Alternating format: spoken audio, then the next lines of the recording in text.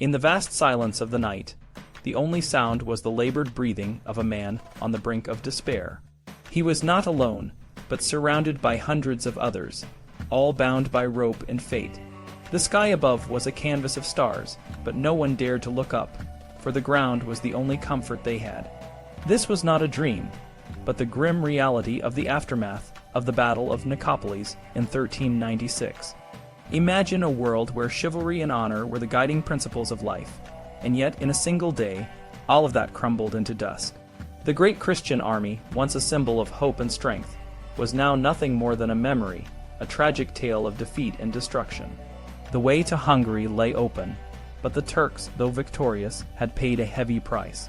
The Sultan, Bajazet, turned back to Asia, not because his army was weak, but because the limits of military capacity had been reached. The Christian knights, many of them nobles, were now prisoners, their fate uncertain and their spirits broken. The journey to Gallipoli was a nightmare. The prisoners, stripped down to their shirts, barefoot and beaten, were forced to march over 350 miles. The mountain range they crossed was a physical and emotional ordeal, and the plain that followed offered no respite.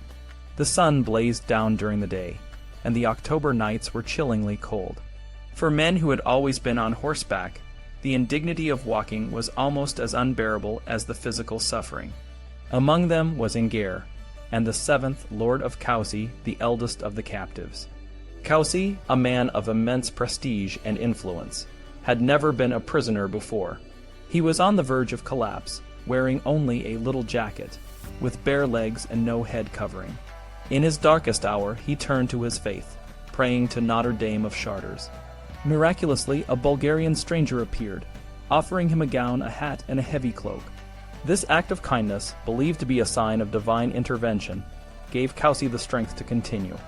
At Gallipoli, the prisoners were kept in the tower, with the nobles in the upper rooms and the commoners below. The worst part of their captivity was the lack of wine, a drink they had grown accustomed to throughout their lives. When King Sigismund of Hungary, who had escaped, passed by the Hellespont, the Turks taunted him, lining up the prisoners and calling for him to rescue his allies. But Sigismund, despite his efforts to negotiate, was powerless. The prisoners, now at the edge of Europe, could see the shores of Troy across the straits, a place where the most famous war in history had been fought. The story of Troy, a tale of pride, folly, and tragedy, must have resonated with them, reminding them of the futility of war and the fragility of human endeavor.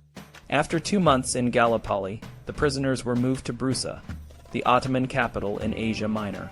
Far from any hope of rescue, the prisoners were in a desperate situation. The Sultan's temper was unpredictable, and the prisoners feared for their lives. The only hope lay in ransom, but the process was slow and uncertain. In Paris, rumors of the defeat spread quickly, causing anxiety and disbelief. The king and the nobles sent envoys to Venice and Hungary to gather information and negotiate the release of the prisoners. Jacques de Helly, one of the captives who had been allowed to return to France, brought the first official news of the disaster. The court was shocked, and the news spread like wildfire. The ladies of France, especially the Dame de Coucy, wept uncontrollably, mourning the loss of their husbands and lovers. The process of arranging the ransom was fraught with challenges. The Sultan was known for his love of gold, but he was also unpredictable. To appeal to him, the Duke of Burgundy sent a convoy of luxurious gifts, including 12 white gerfalcons, 10 horses, and 10 hounds, all caparisoned in the Duke's livery. These gifts were accompanied by diplomats and envoys, who were tasked with negotiating the release of the prisoners.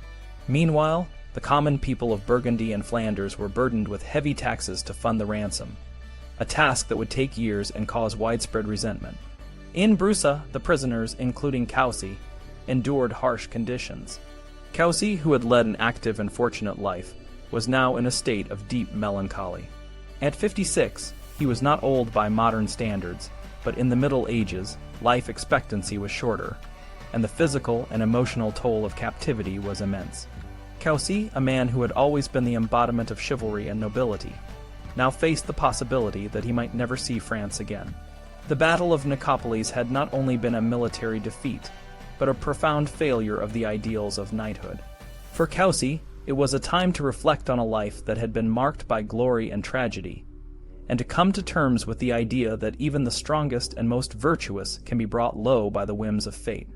The story of the Battle of Nicopolis and its aftermath is a powerful reminder of the complexities of history and the human condition. It is a tale of courage and cowardice, of victory and defeat, of hope and despair. The knights who set out to defend their faith and their honor found themselves facing a reality that was far more brutal and unforgiving than they ever imagined. In the end, the true test of character is not in the triumphs, but in the moments of greatest adversity, when even the strongest must face the possibility of failure and loss. For the prisoners of Nicopolis, the journey home was long and uncertain, but their story remains a testament to the resilience of the human spirit and the enduring power of faith and hope.